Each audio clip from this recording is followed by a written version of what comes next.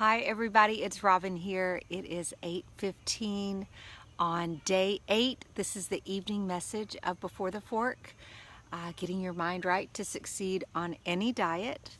And like I said, this is the evening message for day 8. I am worn out. Do I look worn out? Because I am. I still have lake all in my hair because the last thing we did before we left was we skied ourselves out of the lake, and we had such a great time. So I just have a short message for you tonight. I'm not sure who that is watching, but I'm so glad to have you. Oh, hey Peggy, good to see you. And the only thing I really wanted to touch on tonight was the message of this morning, when I kind of went over with you the 4 different roles that are necessary in your life. And I thought of another really good example that I would share with you. And it's really about my husband and his work. And hi, Kim. We owned a Polaris Victory dealership for many years here in Bowling Green. And anytime that Greg stepped into the dealership, he turned into an old school salesman. That's just that Greg loves to sell, and he immediately put on that hat of just the old school salesman that is born inside of him. And I loved it. I loved watching him switch into gears, because the second he walked in, it was all about the customers, and it was all about servicing their needs and making sure that everything that they were there to get from the store was being met.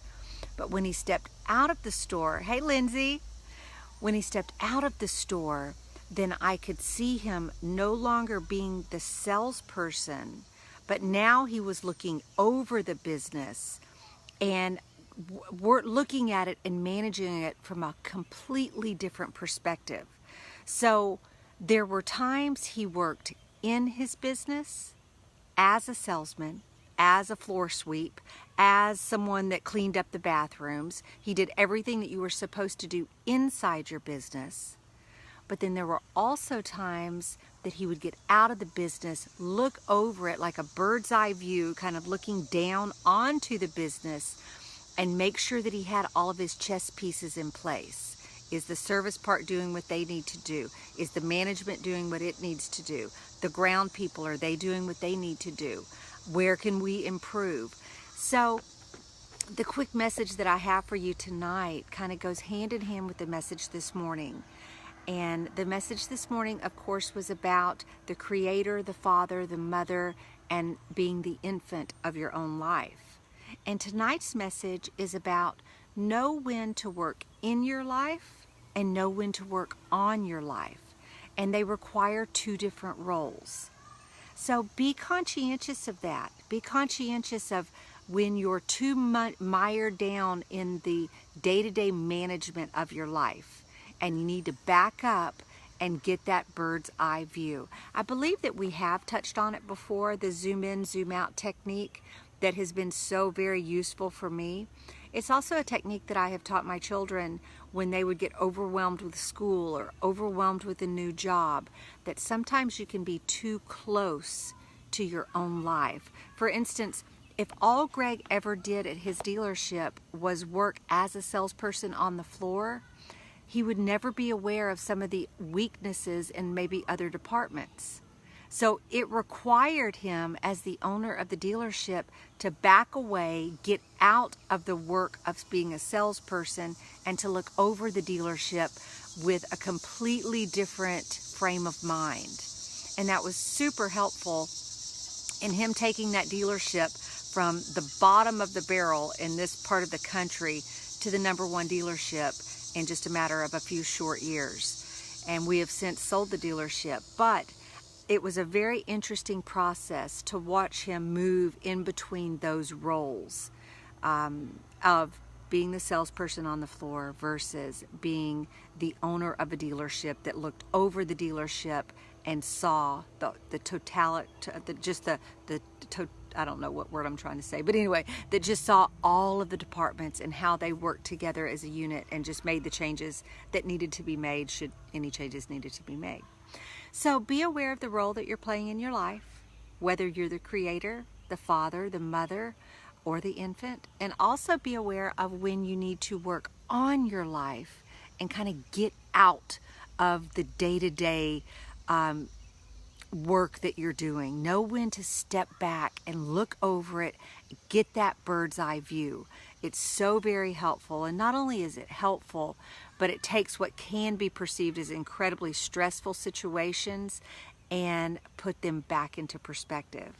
And before I wrap up with y'all, I do want to touch on your nutrition. I hope that everyone is crushing their new nutrition plans, whatever you have chosen.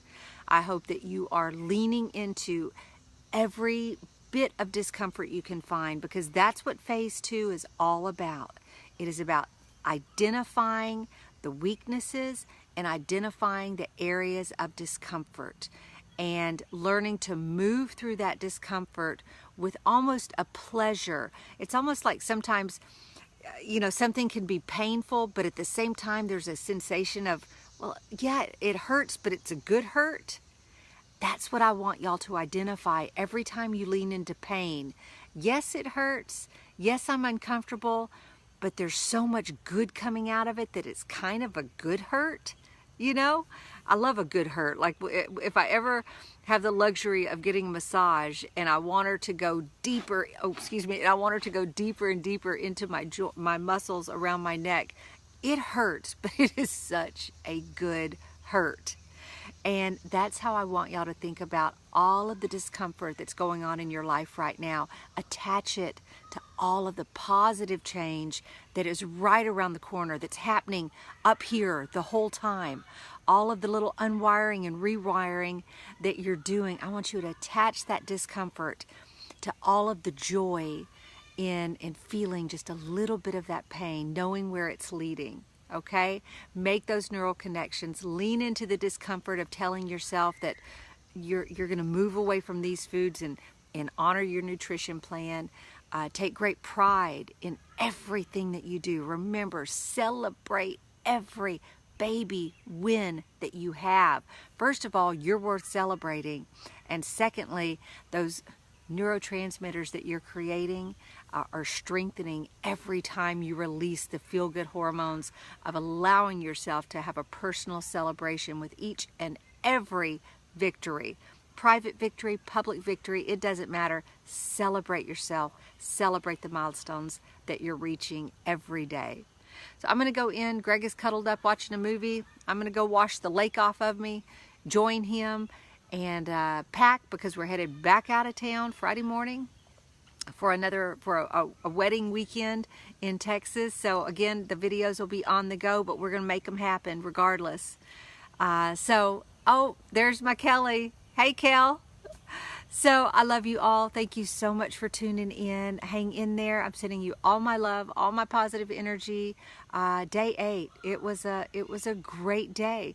So we'll be back tomorrow morning, and I will talk to you all then. Y'all have a great night. See you soon. Bye-bye.